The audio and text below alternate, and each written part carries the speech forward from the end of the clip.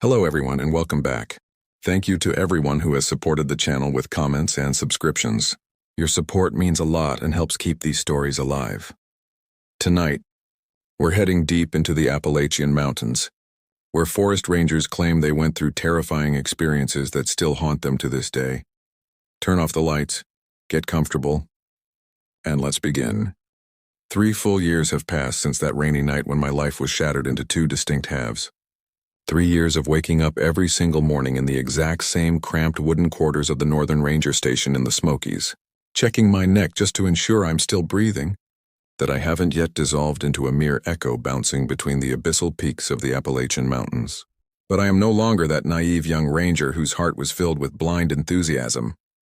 Under the crushing weight of fear and responsibility, I have slowly morphed into a warped reflection of the old man. I have become the ranger whose silent, hollow stares keep the new hires at a distance, the man who scans the faces of passers-by not looking for admission tickets, but searching for any unhuman detail, a missing shadow, or a grin that stretches just a millimeter wider than naturally possible. Everything in the national park has shifted recently, with a terrifying speed akin to a riverbed drying up overnight to reveal a mass grave. Julia Smith, that brave researcher who turned out to be an undercover FBI agent, vanished completely just weeks after our last confrontation. She thought her federal authority and modern gear could dig up the past and break the old agreement my grandfather made decades ago to protect our family. She believed federal law could arrest the mountains, but the forest swallowed her and her team in a single foggy night, leaving behind nothing but their metallic badges discarded in the shallow waters of Laurel Creek.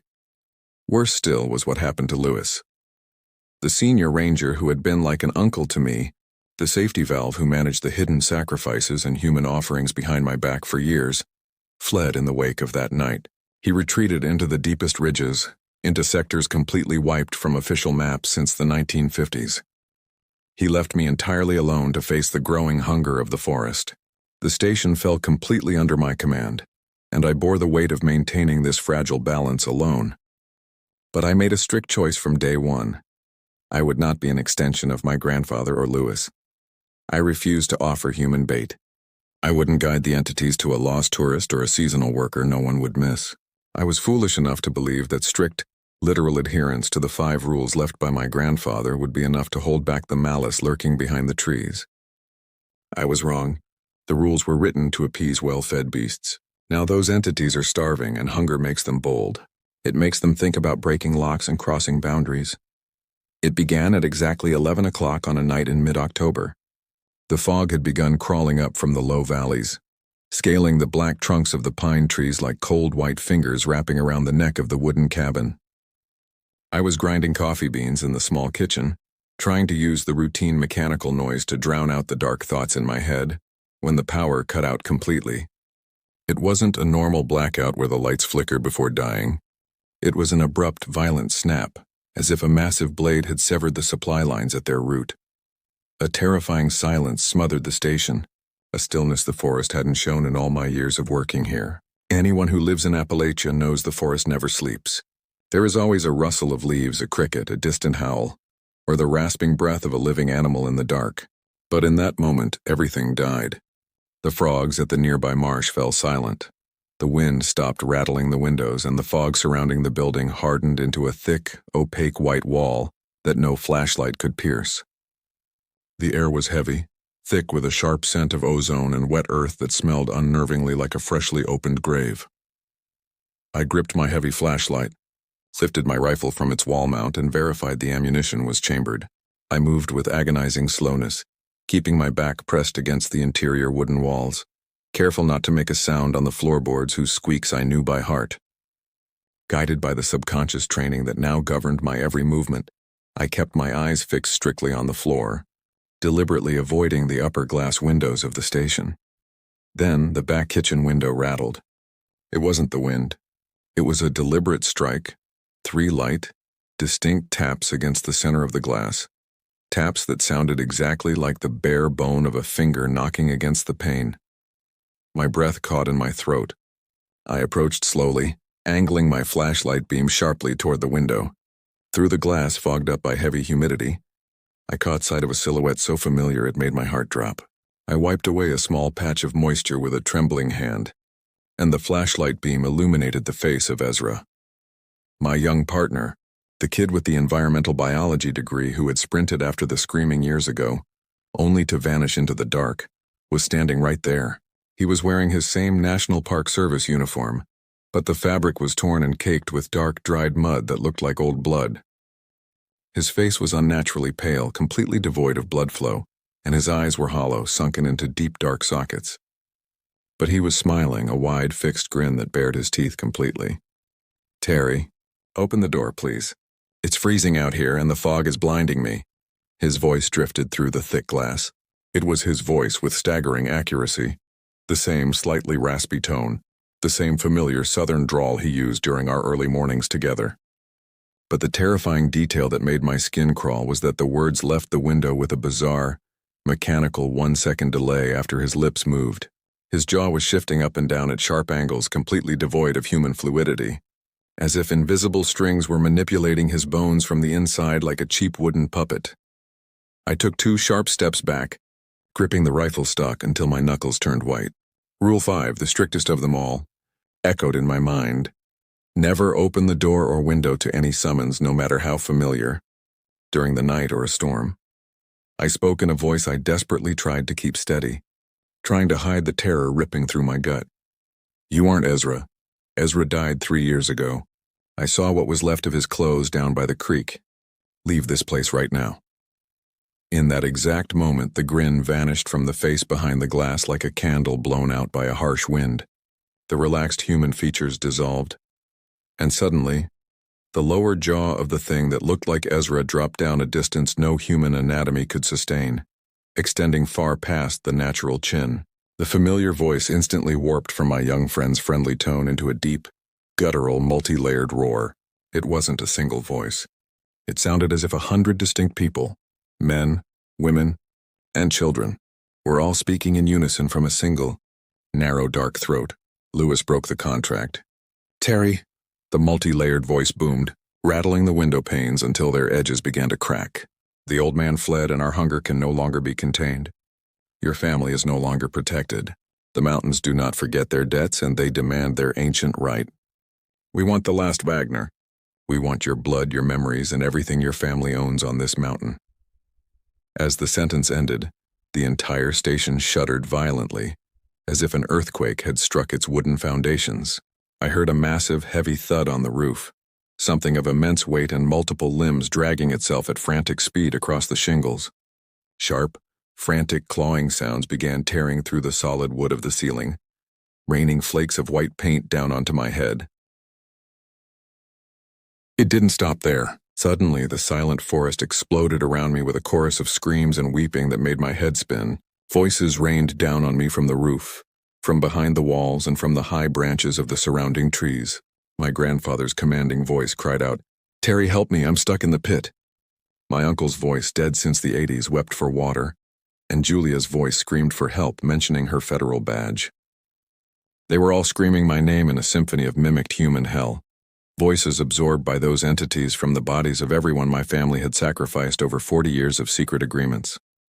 I realized right then, amidst the scratching above my head and the cracking window glass, that staying inside meant certain death. The old rules my grandfather wrote were no longer a shield. The entities had chosen to hunt indiscriminately, pushing with all their might to end the bloodline. I remembered the final warning Lewis had whispered to me before he vanished.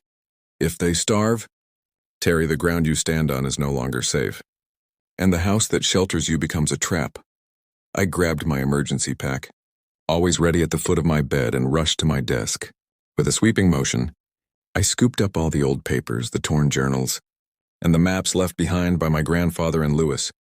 I ran to the front door, unlocked the 3 deadbolts in a frantic blur, threw the door open, and plunged directly into the thick, white wall of fog. The outside air was so bitter it made my breath feel like shards of glass in my chest. I never looked up. I locked my eyes onto the gray gravel of the path leading to the patrol truck, even though the voices descending from the trees were deafening.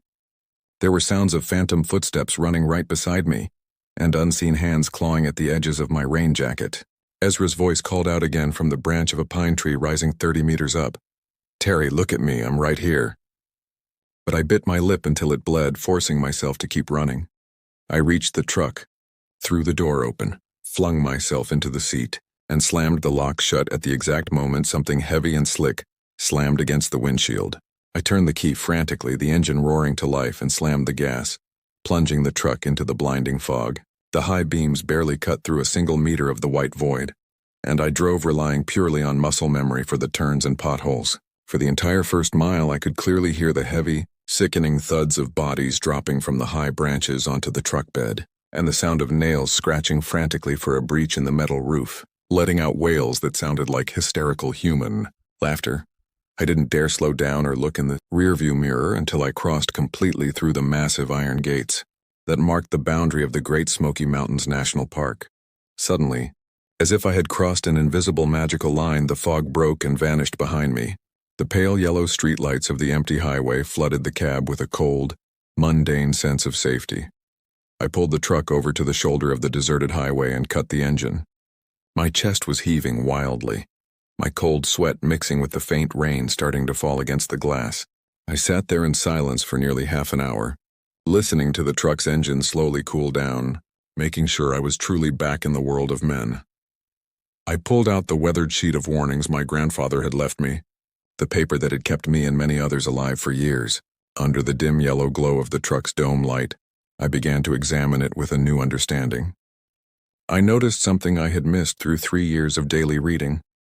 At the very bottom of the page, there was a strip of old darkened tape my grandfather had carefully placed to conceal 2 additional lines. Using a small pair of tweezers from my emergency pack, I peeled the tape back with agonizing slowness, terrified of tearing the ancient paper. Beneath the tape, my grandfather's real handwriting appeared, hasty, erratic, and written in a dark red ink that looked as if it had been penned in a moment of sheer panic. The hidden lines read, "If you ever see them knocking on the station door using the faces of those they took before, and speaking in multi-layered voices, know that the agreement has ended, and the 5 rules are nothing more than an illusion. On that night, gather what you can and run, for the forest no longer belongs to men, and the mountains will descend into the valleys to reclaim what has been theirs since the dawn of time." My body went rigid as I finished the final lines. I looked through the truck's side window toward the distant horizon, where the jagged silhouettes of the Appalachian Mountains stretched like giant interlocking shadows under the pale moonlight. I realized in that terrifying moment that my battle with Appalachia hadn't ended with my escape. It had only just begun. I was no longer the ranger protecting the park and keeping visitors safe. I had officially become the final prey of the Wagner bloodline, the prey that must now learn entirely new rules to survive in a world where the monsters have begun to step past the tree line. I worked night shifts in Black Hollow National Forest until something started calling us by name. Horror story night shifts in the remote Black Hollow National Forest never bothered me. In fact, I found a strange kind of peace in the silence. But everything changed on an October night when I took over the watch at North Lookout Tower 4. It started around 2 in the morning. The temperature dropped without warning. The damp air vanished, replaced by a dry, bitter cold. I sat in the tower sipping black coffee, staring through the large windows overlooking an endless sea of dark treetops. Then the forest went silent. Not normal quiet. Complete silence. The wind stopped. The insects stopped. Even the owl that had been calling near the tower suddenly went dead silent. Every ranger knows what that means. Something large is nearby. I grabbed my spotlight and moved toward the window. Before I could shine it downward, a voice shattered the silence. A frightened voice. A child's voice. "Please, is anyone there?" I got lost. "I think my ankle's broken. Please help me," I froze. The voice was perfect. Too perfect. There was no hesitation, no pain, no panic. It sounded mechanical somehow, as though someone were replaying a recording. Slowly, I aimed the beam toward the ground. The white light swept across the muddy earth until it stopped beside a massive pine tree. There was no injured child. What I saw made the blood drain from my face. Something stood there on all fours. Its body was unnaturally long and twisted. Its pale gray skin looked like old corpse flesh, its spine bent at a sickening angle. But the worst part wasn't its body. It was its face. There were no eyes, no nose. Only 2 dark cavities and a horrifying mouth stretched far too wide. The instant the light touched it, the crying stopped. The creature tilted its head. Then its mouth opened wider and another voice came out. This time it wasn't a child. "Ethan, open the door. It's freezing out here." I stumbled backward and dropped my coffee, because the voice belonged to Jake Sullivan, my partner. The ranger working the South Ranger station. It wasn't similar. It wasn't close. It was Jake, same rough voice, same accent, same way he pronounced every word. And in that moment I realized I wasn't dealing with a rabid animal. I was staring at something far worse. Something the old-timers used to whisper about, a skinwalker. Somewhere out there it had found Jake, and now it had come for me. Suddenly the creature began climbing the wooden supports beneath the tower. Its claws dug into the timber, scratch, scratch, scratch. And as it climbed higher, its voice changed again and again. A screaming woman, a laughing man, someone sobbing hysterically, Jake groaning in pain, an entire choir of stolen voices. Then I remembered something old Ranger Sarah Walker had once said. If something out there mimics voices, never answer it, and never let it smell your fear. I grabbed my service shotgun and loaded copper-jacketed rounds. Glass exploded beside me. A long gray hand reached through the broken window. Its fingers twisted unnaturally as they searched for the lock. And then the thing did something that nearly stopped my heart. It copied me, my breathing, my fear, my own voice. The mouth leaned closer through the broken glass and whispered in my exact tone. "Ethan, help me." I raised the shotgun, placed the barrel directly into that black, endless mouth, and pulled the trigger. Boom! The blast shook the tower. The creature let out a metallic shriek unlike anything human. It lost its grip and fell from the tower. I rushed to the window and aimed the spotlight below. The thing landed hard. Then, impossibly, it rose onto its twisted limbs and disappeared into the trees within seconds, leaving behind a trail of thick black liquid. I spent the rest of the night with the shotgun in my hands, waiting, watching, praying for sunrise. At dawn, the rescue team arrived. They found enormous claw marks carved into the tower, and 2 miles away, they found Jake Sullivan's truck, abandoned, driver's door open. No sign of Jake. I resigned the next day, but even now, years later, whenever someone calls my name in a quiet place, I don't turn around immediately. I wait, because before you answer a voice in the dark, you should make sure it belongs to a human. 3 months passed after I left the Forest Service. I moved into a small apartment on the outskirts of Denver, convinced that concrete walls and city lights would keep the memories buried. But fear doesn't disappear just because you change your address. One freezing night in December, rain hammered against my windows when my phone rang. The caller ID read, Captain Robert Hayes, my former supervisor. I almost ignored it. Almost. "Ethan," he said the second I answered, his voice tense. "I'm sorry to call this late, but we found something that belonged to Jake. The sheriff's department discovered his ranger jacket near the edge of Whispering Valley. And Ethan, there's more. They found that black substance you described in your report." Silence. "We need you," Robert finally said. "You're the only man who's ever faced that thing and lived." For a long moment I stared out into the storm. I remembered something old Ranger Sarah Walker used to say. If you wound one of them, it'll remember your scent forever. Maybe leaving the forest had never really saved me. Maybe I had only postponed the inevitable. By midnight, I was driving back toward Black Hollow National Forest. Fog blanketed the mountains when I arrived at Central Ranger headquarters. Captain Hayes stood outside waiting for me. Beside him was a young ranger I had never met. Ryan Miller. Robert introduced him. Ryan shook my hand. "I've heard about you." I wished he hadn't. Without wasting time, the three of us climbed into a 4-wheel drive truck and headed toward Whispering Valley. The deeper we drove, the thicker the fog became. When we reached the valley, we continued on foot. My flashlight revealed dark stains scattered across the ground. Black liquid, fresh. Nearby were footprints. Human footprints, barefoot but spaced impossibly far apart. Like whatever made them had been leaping. Ryan swallowed hard. "The tracks lead to the caves," nobody answered. We all knew that was bad news. As we moved deeper into the fog, the forest became silent again. That same terrible silence. And suddenly, static exploded from our radios. Then a familiar voice crackled through. "Ethan." "Robert, can you hear me?" My blood froze. "Jake?" The voice continued. "I'm trapped in the lower cave. My leg's broken. Please help me." Ryan stopped dead. "Oh my God," he whispered. He's alive! He started moving toward the sound. I grabbed him by the shoulder. No, Jake disappeared 3 months ago. Nobody survives out here that long. Robert's face turned pale. The radio went silent then.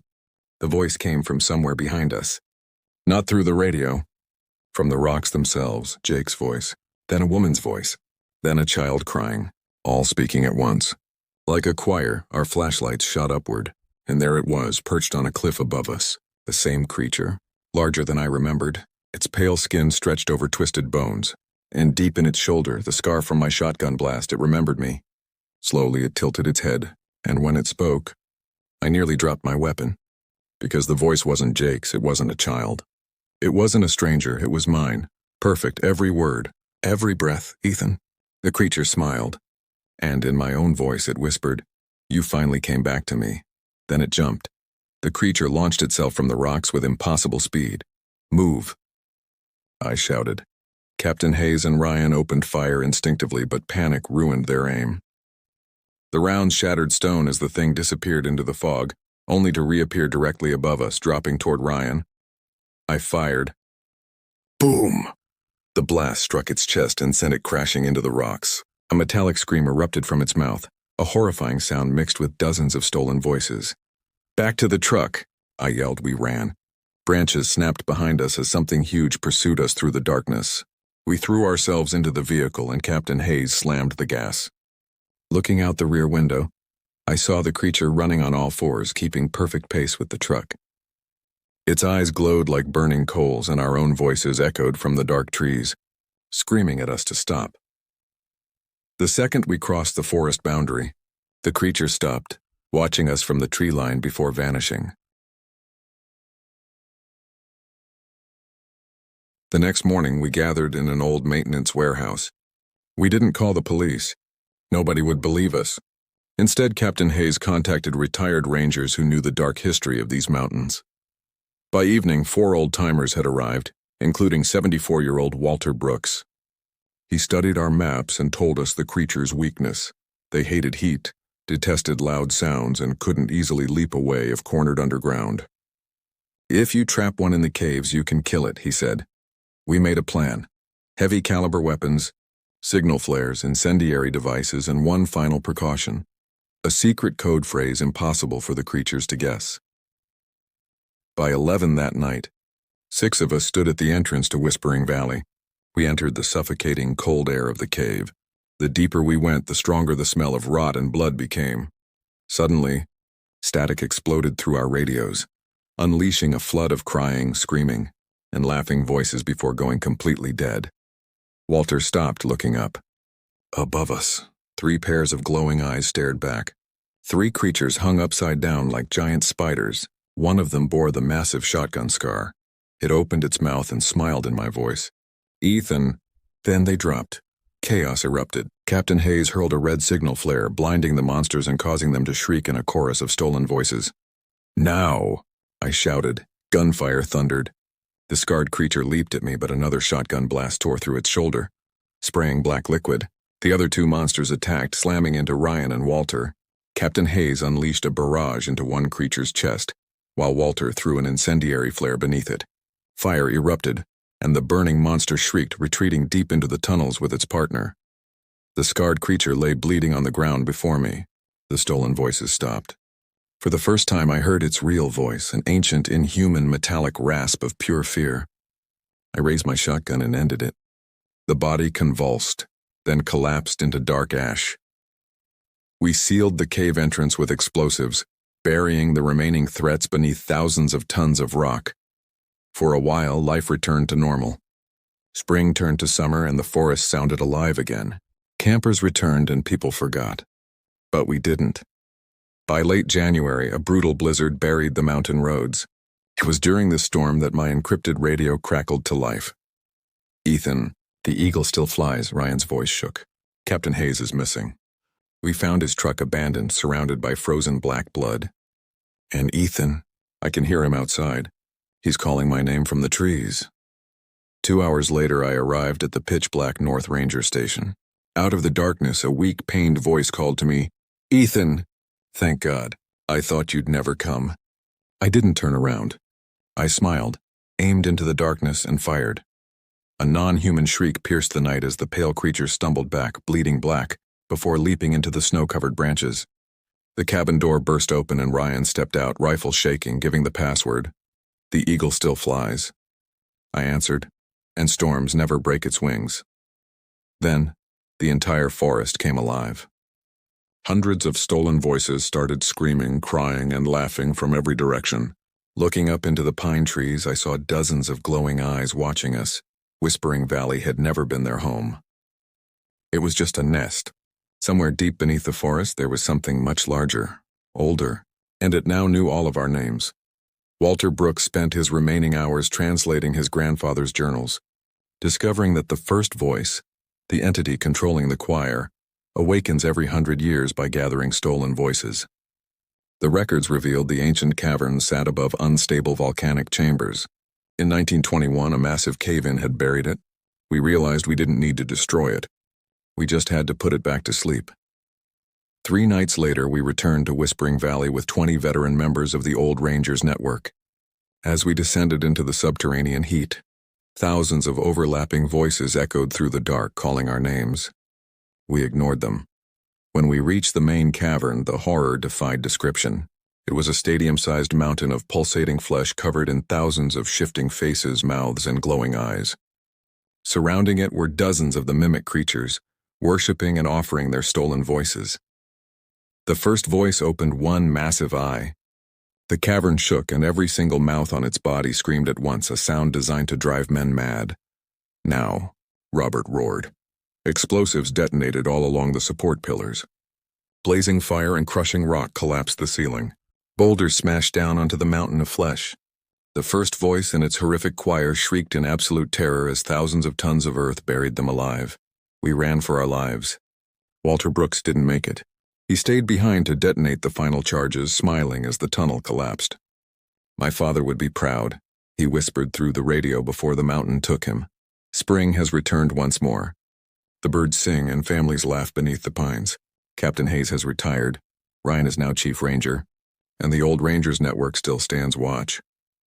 Sometimes people ask me why old rangers stare into the trees for so long, or why the silence makes us uneasy. I never tell them the truth. Some stories belong strictly to the dark. But if you ever find yourself alone in the woods and everything suddenly goes dead quiet, don't panic. Just listen. Because if the birds start singing again, you're safe.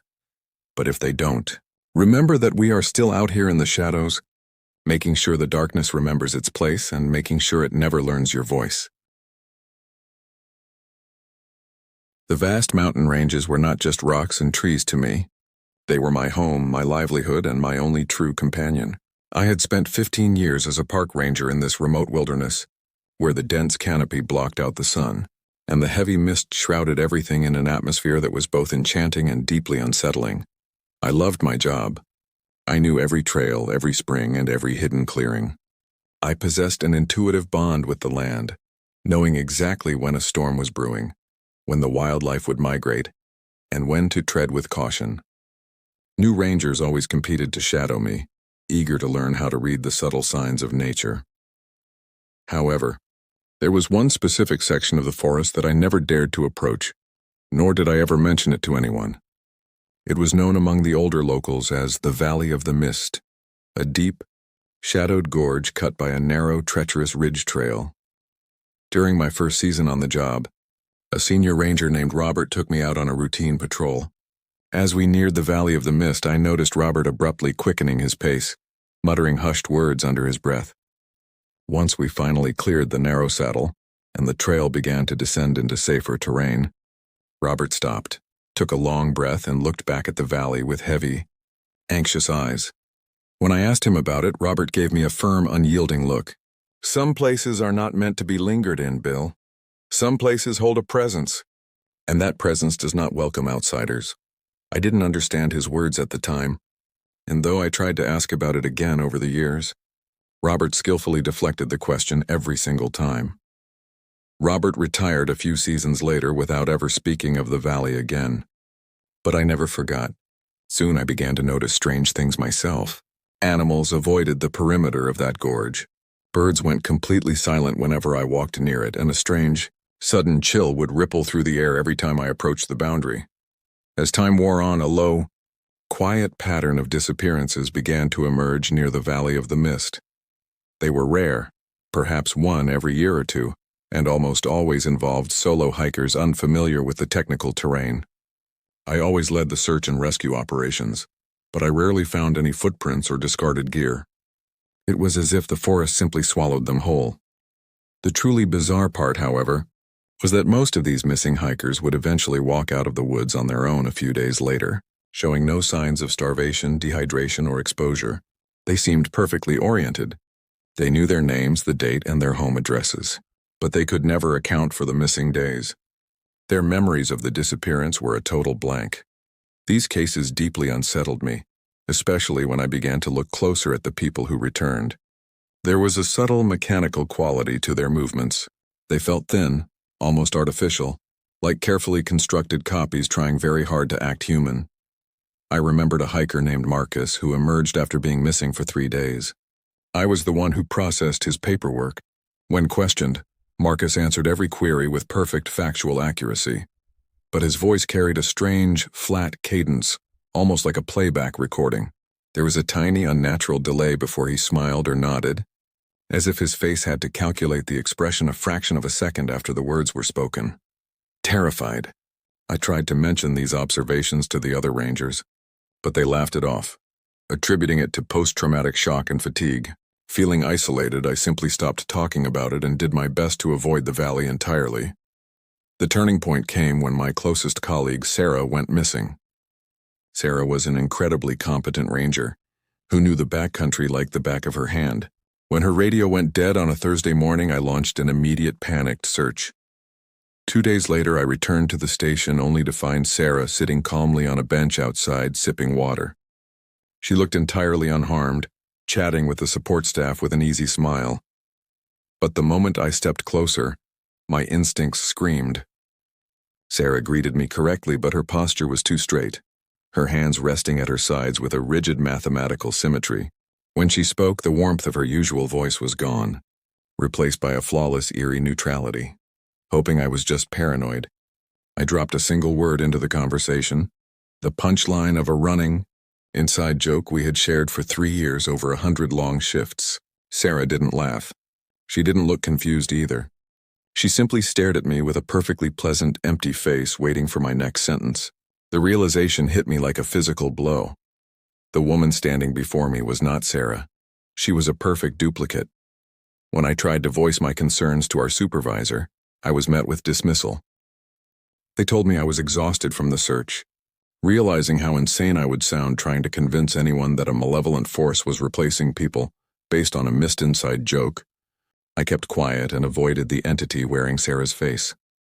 Driven by a desperate need for answers, I went into the Valley of the Mist alone at first light the following morning. As I stepped into the gorge, the air pressure seemed to shift, and the ambient sounds of the woods died down into a heavy, deliberate silence. I broke off the main trail, pushing through a thick wall of brush down a steep slope until I reached a hidden shelf of land that didn't appear on any official maps.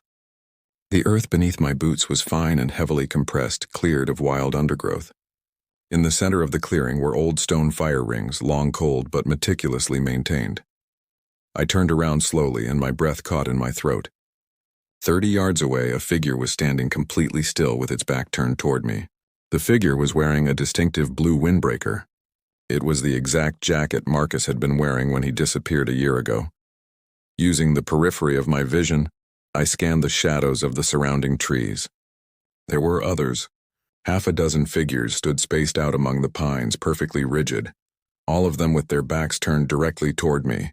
The sheer suffocating terror of the moment made my pulse race. Trusting my survival instincts, I did not run. I knew that running might break whatever rules this place operated on. Keeping my eyes locked straight ahead, I backed away slowly, climbed the slope, and returned to the trail.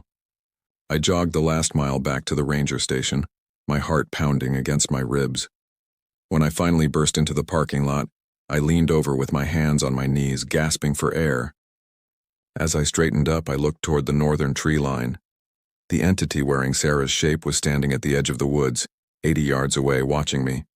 Slowly, it raised its right arm and gave me a stiff, measured wave. It was the exact same gesture, the exact same arm angle, and the exact same duration that Marcus had used months prior. It wasn't a human wave. It was a copied motion being shown back to me. I didn't sleep that night. The next morning, I filed an immediate request for a transfer, citing health reasons and a desire for a change of scenery. Given my 15 years of unblemished service, the paperwork was approved without question. On my final day, as I was packing the last of my gear into my truck, I met my replacement, a young, enthusiastic ranger named Edward, full of energy and eager to start. We chatted warmly about the trail maps for an hour. Then Edward smiled and looked out over the ridges. "You know, I actually hiked this corridor years ago when I was in college," Edward said casually. "I got terribly turned around off the main trail and was lost out here for 4 days before I found my way out. It was terrifying at the time, but honestly, something about this specific forest just got into me and never left." I froze. I looked at the young man, studying his eyes, the timing of his smile, and the rhythm of his speech, waiting to see if there was that tiny, imperceptible delay in his expressions. But I was sleep-deprived and broken by fear. My calibration was off, and I couldn't be certain.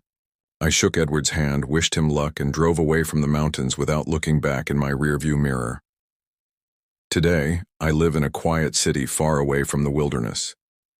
I refuse to step foot near a forest, and sometimes when my friends or family take just a second too long to respond to a question, a cold dread washes over him. I sit in the silence of my room, staring at the floor, and wonder, how many of them have walked out of the woods and how many copies are living among us right now, completely unnoticed?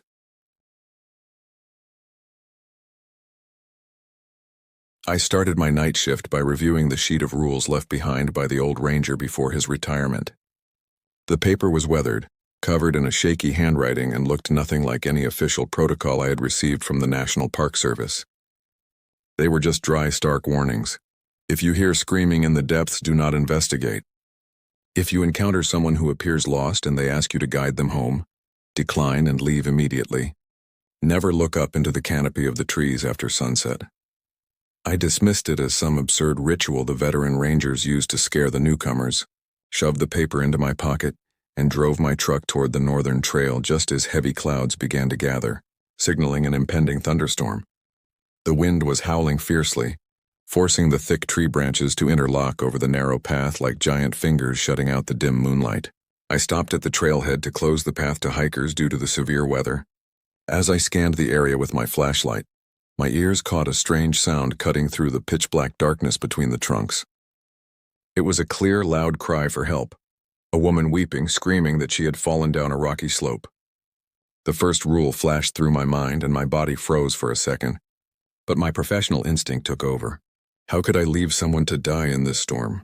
I reached for my radio to report to dispatch that I was heading toward the sound, but the device emitted nothing but a sharp, cold static hiss. I pushed deep into the dense woods, tracking the sound which grew clearer with every step. The unsettling part was how the crying and wailing would abruptly stop and then start again, with the exact same tone and cadence, without any variation in breath or pitch, almost like a recorded tape on a loop. Eventually, I reached the edge of a small creek and saw a woman sitting calmly on a rock on the opposite bank, wearing a blue rain jacket. I aimed my flashlight beam at her and asked if she was all right. She turned her head toward me with agonizing slowness and simply said that she was lost and needed me to take her hand and cross the water. I took a step forward, but my eyes caught a detail that made the blood freeze in my veins. The rain was pouring heavily, drenching my face and jacket, but the woman and her rock were completely dry. Not a single drop of water touched her body, and my flashlight cast absolutely no shadow behind her against the surrounding trees. I took a sharp step back as pure dread hit me. In that exact moment, her crying stopped completely, and a wide, unnatural grin stretched across her face, a smile so wide it didn't seem possible for a human jaw. I turned and bolted back toward the main trail, hearing fast, bizarre movements behind me. It didn't sound like human footsteps. It sounded like something heavy dragging and slithering over the forest floor. I suddenly remembered the rule about the trees, and I forced my eyes strictly onto the muddy ground ahead of me, resisting with every ounce of my willpower the terrifying urge to look up into the canopy. It took everything I had, because I could clearly hear the voices of my fellow rangers calling my name from high up in the pine trees, using familiar tones that felt entirely hollow of life. I threw myself into my truck and locked the doors, gasping for air as I cranked the engine and sped away without looking at the rearview mirror. When I made it back to the station at dawn, I found the old retired ranger sitting there waiting for me as if he already knew. He didn't ask me what I saw. Instead, he looked at the crumpled sheet of rules still clutched in my hand and said in a low voice that these mountains were here long before us, that they hold things that know exactly how to hunt, and that the rules weren't written to prevent danger. They were written so we wouldn't become the next catch. Since that night, I never questioned a single word on that paper again. I just watched the forest in silence, knowing there are things in the deep dark that are better left forgotten. 3 years have passed since that rainy night that altered the course of my life. Tonight I find myself once again facing the dense, suffocating woods of the Smokies in the Appalachian Mountains. But I'm no longer that naive green younger ranger. I have become the hardened veteran whose silent, hollow stares keep the new hires at a distance. Everything in the park has shifted recently. Julia, the researcher who turned out to be an undercover FBI agent, vanished into thin air after she attempted to dig up the past and break the old agreement my grandfather made to keep our family safe. Worse still, Lewis, the senior ranger who had been managing those secret dark sacrifices behind my back, fled into the deepest ridges of the mountains, leaving no trail behind. The station fell entirely under my command. I took on the crushing weight of maintaining the balance alone, refusing to offer a single human soul as bait to those entities. I foolishly believed that strict adherence to the 5 rules would be enough to keep the peace. I was wrong. The entities have grown hungry, and hunger makes them bold. It began at exactly 11 o'clock tonight when the power to the station cut out completely. A terrifying, unnatural silence smothered the forest. The frogs stopped, the wind died, and the fog surrounding the cabin morphed into a thick, white wall that no light could pierce. Then the back window of the station rattled violently. Gripping my flashlight and my rifle, I crept toward the sound, keeping my back pressed against the wall and consciously avoiding the upper windows. Through the glass fogged up by the heavy humidity, I caught sight of a deeply familiar silhouette. I raised the flashlight beam. Illuminating the glass was the face of Ezra, my young partner who had disappeared into that stormy night years ago, leaving nothing behind but his truck.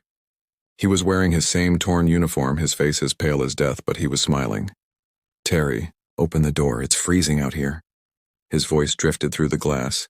It was his exact voice carrying that same characteristic enthusiasm. But the words left his mouth with a bizarre, mechanical delay, as if someone or something was forcefully manipulating his jaw like a puppet. My body stiffened as Rule 5 echoed in my mind. Never open the door to any summons during a storm or total darkness. I took a sharp step back and said, my voice steady and firm, "You aren't Ezra. Ezra is long gone." The moment those words left my mouth, the grin vanished from the face behind the glass. The voice shifted instantly, warping from Ezra's friendly tone into a deep, guttural, multi-layered roar, as if 100 distinct voices were speaking in unison from a single throat. "Lewis broke the contract, Terry, and your family is no longer protected. The mountains demand their due, and we want the last Wagner." The entire wooden structure shuddered violently as something massive dragged itself across the roof. Sharp, frantic clawing sounds began tearing through the ceiling above me, accompanied by a sudden downpour of familiar cries for help and weeping. It was my grandfather's voice, my late uncle's and Julia's, all of them screaming my name from the canopy of the trees, whose branches were now slamming against the windows. I realized right then that staying inside the station meant death. The old rules no longer held any power because the entities had decided to hunt indiscriminately. I remembered Lewis's final warning before he fled. If they starve, the ground is no longer safe. I grabbed my emergency pack, scooped up my grandfather's old journals, and sprinted out the front door toward my truck. I kept my eyes locked onto the gravel, never looking up even though the voices descending from the treetops were deafening, begging me to stop, commanding me to turn around. I cranked the engine and slammed the gas, plunging into the blinding fog. The truck's high beams barely cut through a meter of darkness as I heard the heavy, sickening thuds of bodies dropping from the branches behind me, trying desperately to catch up.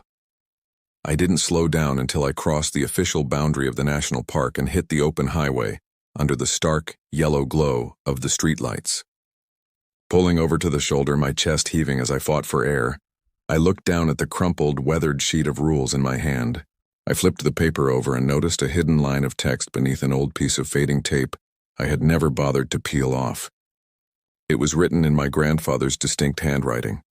If you ever hear them knocking on the station door, know that the rules have ended, and the forest no longer belongs to men.